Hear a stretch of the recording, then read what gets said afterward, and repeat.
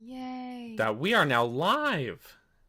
We are now live. We are finished. Wait, what? Yes. We're finished making everyone wait. Hello, everybody. Everybody is watching here. So many people. Welcome to the Hylian Gamescast episode... What did I put in the title? 157! And I am Daniel, also known as 𝗏𝗏𝗃𝗀𝗃𝗀. I will be your burger today. And I'm joined by the currently laughing and sipping her water, Geek Apprentice. And the Game Over guy himself, who's the one that you're actually subscribed to, Game Over Jesse, still joining us from his mobile phone. I say like an old timey-wimey. Please let us know if you can hear us, by the way. We started late because I had everything set up nicely, and then apparently the karmic forces of the universe decided that was not okay. So they decided that Streamlabs hated all of my audio settings, and therefore they didn't exist anymore. So I had to scramble. So I apologize for the late start today. But we've got a few good news topics to discuss, including the headlining topic about Polygon, in which this is kind of, I haven't seen any other site talk about this. This is kind of our exclusive scoop, if you will. We also have a patent to discuss about the sequel to Breath of the Wild. And I thought it might be fun to revisit, I'll scooch over to this little scene here, our dungeon tier list discussion, which we did last week, only instead of Ocarina of Time, I thought we might look at some Wind Waker dungeons. And then, of course, we'll end things off with our usual Zelda mailbag. So, how's everyone doing today? How you guys doing? How we doing? Wait, are you asking us? Yeah, you! How we Oh, doing? I know we were just having our actual podcast that's true. preamble, but still, how... I'm sure Pre-game. the people want to know. How you doing? Good. I've been editing a video and trying not to die as a dance teacher.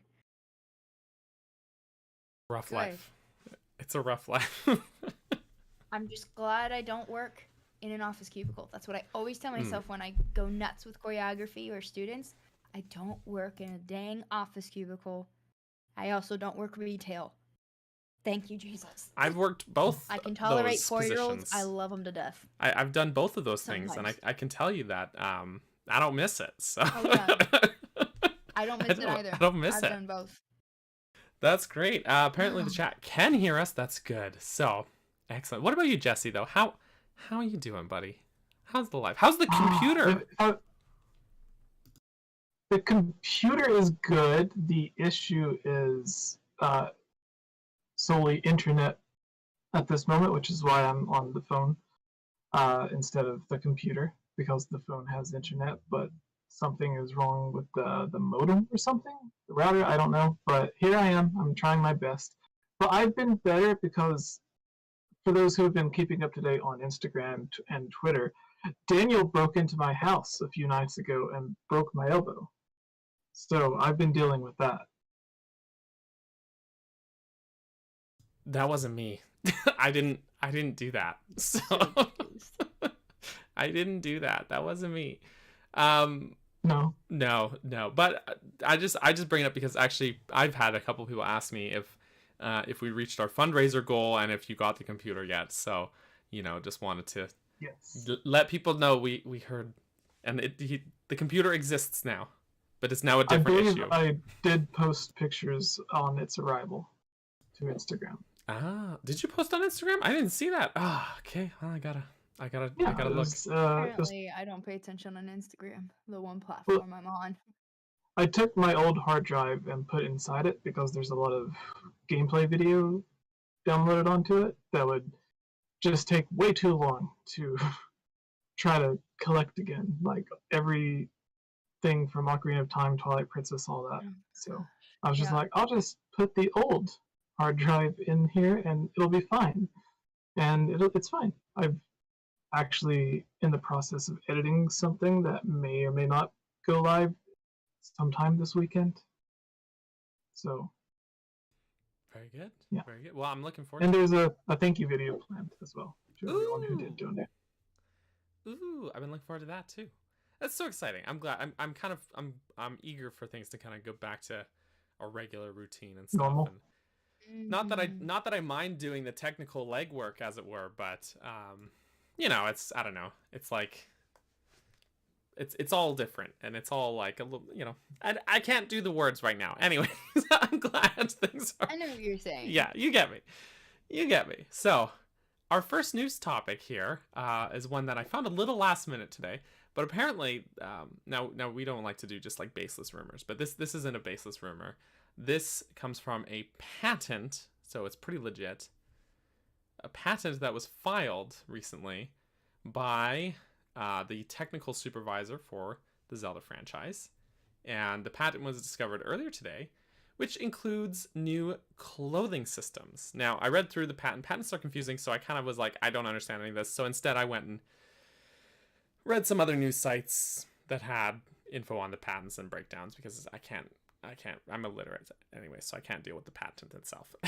And the gist of it is that the patent incorporates new clothing systems that will prevent clothes from like clipping through character models and things like that, so you won't have like weirdness, stuff like that, which is great because Nintendo has classically had a protagonist with a long pointed hat that clips through the shield that he keeps on his back. So Breath of the Wild didn't have too much clothing clipping, but apparently this is like a system that will prevent that, as well as incorporating basically clothing durability. So, you know, as you like take damage or get hurt in the game, potentially, you know, wear and tear would show on the clothing. But that might imply that clothes and armor will have limited use or durability in the same way that weapons and shields do in Breath of the Wild. So it might be incentive to try out different outfits, not just like your one favorite piece of armor, or it might be something for a completely different game, and we might be overthinking this. So who knows? Or they might not include the durability side of things and just go with the more practical, not you know, having clothes clip through, especially if you have like long flowing clothes, which Link seems to be dressed in the trailer, like lots of loose flowing robes. You just want to avoid having that kind of thing clip into Link. So yeah, that may or may not be the case. We'll see. But before we jump into our personal thoughts about that, we got a super chat actually from 𝗵𝗲𝗻. Thank you, 𝗵𝗲𝗻, for the super chat. Hey guys, Thursdays are always betting with my favorite Hylians. Still no Tubes and Geek on the same stream. I've concluded that they're the same person. Then you missed the Mario Kart stream where we were both there. But Jessie wasn't, which means that Jessie was secretly filling in for one of you. No, it means Jessie and Tubes are the same person. There you go. There you go. There you go. He just dyes his hair pink every time he needs to be Tubes. That's a lot of work. How do you do it, Jessie? Well, maybe it's a wig. Well, you see, I am friends with a few hairdressers, and that's why I can't pay my bills. All of it goes to coloring my hair every 3 or 4 days. It makes sense to me. Makes sense 100%. To me. So what do we think about clothing durability? To kick off, I think I would actually be fine with it if like armor had durability the same way weapons do, because I'm actually one of the few people, I'm like one of the 4 people in the world who liked the weapon durability, so who thought it was a fun, interesting item management mechanic. But my only thing is I would want clothing, like a way to repair those clothes, because there's so many clothing options in Breath of the Wild that are like unique things, like the climbing gear or the barbarian set. You can only get those in shrines, and then once you got it, that's it, it's gone forever. And granted, I think there is a character in Tarrytown that you can buy certain things back from, but but for the most part, it's really difficult to get those items. And say if you didn't discover Tarrytown or something like that, then you have no way of replacing them. So I would want a system to repair it, much like people have already been asking for blacksmith to repair weapons. Like maybe you can go to a tailor shop and then get your clothes fixed up or something, and that increases its effectiveness or something like that. But what do you guys think? Geek, maybe to start us off with, what are your thoughts on this? Well, I also didn't mind the weapon durability thing just because I felt there was no shortage of finding weapons. You know, that's just a part of the game. Now, if like weapon durability, sometimes it's like, okay, it's just not your thing, whatever. But I didn't think it was the end of the world either. I do wish some of them lasted longer, but that's a different topic. But as far as clothing durability, my first thought was, why? Like, what would that mean? To which then I thought, man, the game must be really hard if you need to make sure you've got good armor.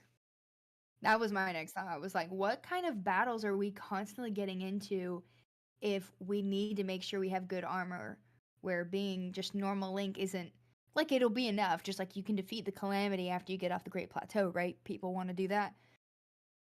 But I don't know. I guess that just speaks to the type of gameplay and level of difficulty we're going to be dealing with, that they want to add that element of, oh, not just your weapons need to be strong, but you need to make sure you're getting good armor too, because you're going to die a lot. Probably. Maybe. You know, so that, I'm like, that would be really interesting to take that on. But I do agree. I just hope there's a way to like repair certain ones, because sometimes you would get like that one, like, I don't know, that Knight Claymore or something, and you're like, ah, but that's my favorite weapon, and I have to go find another. No, now I'm not using my good weapon. That was the only thing that was like, oh man, now I'm not using it. But I would hope some clothing like the Master Sword doesn't break, if that makes sense. Well, the Master Sword, as we can see. As we know, well, you know fact, what I mean. Did break, apparently. Yeah. Yeah. But it's not, like, shattered. Yeah, that's true. No, I mean, it looks like we'll probably be fixing it up anyway, so hopefully. That's my thought. Yeah. Yeah, well put. Yeah, it makes me curious about the difficulty level. For sure, for sure. And, like, I don't think Breath of the Wild was, like, too difficult a game, all things considered. I think there's harder Zelda games out there. But I played it. I think it's fine. Yeah, I mean, there you go. Though you still haven't beaten it, so you've got it. You've got that's by till choice, next spring. not by ability. Right. Yeah. So I guess I have to finish it by the end of this year. My time's been extended. Just by the end of winter, really, just before spring, right? Or by spring, I guess. There you go. I'll do it for New Year's. I'll defeat Calamity for New Year's. It's Fujibayashi. He's checking on his computer. He's like, how far has Geek progressed through Breath of the Wild? She hasn't played it in over a year. I guess we need she hasn't been playing it. Delay the game. Another 6 Yeah, so let's give her another 6 months. All that I need to do is defeat Calamity again. That's the whole thing, is everyone's like, you just need to defeat Calamity again, and it's not hard. I'm like, yeah, I know. It's just intimidating. He looks scary. He ugly, for sure. But he's not too hard, I think. I did all 4 of the Divine Beasts, so I'm safe in that area. There you go. He likes to stand still. He likes to stand still. Mm-hmm. He's definitely not as active as Twilight Princess Beast Ganon. That's true. That's true. Well, Jesse, you can use a fishing pole to distract Ganon in this one. I hope so. I love that. I love that sort of like weird like item usage in those classic boss fights. Why?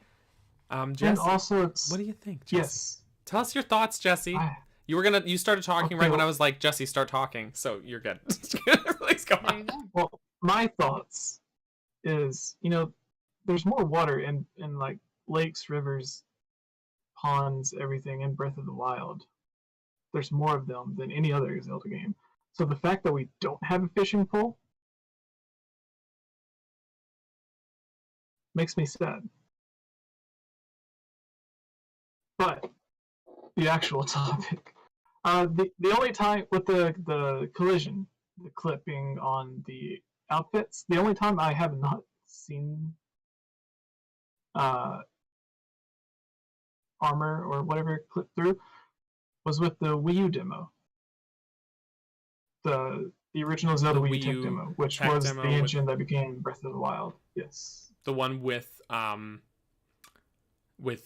like armor Goma, and it's like Twilight Princess Link. For some reason, Navi's there. Makes no sense. That one. Yeah. Yeah. Yes. Makes no sense. So they seem to have had the tech ready for the Wii U, but again, that's just like it's technically not even playable. You can just adjust the lighting and the camera angles and stuff. Apparently the bats were dynamic as well, from what I remember. But I imagine it's a lot harder, especially when you don't get to control every single movement that Link makes.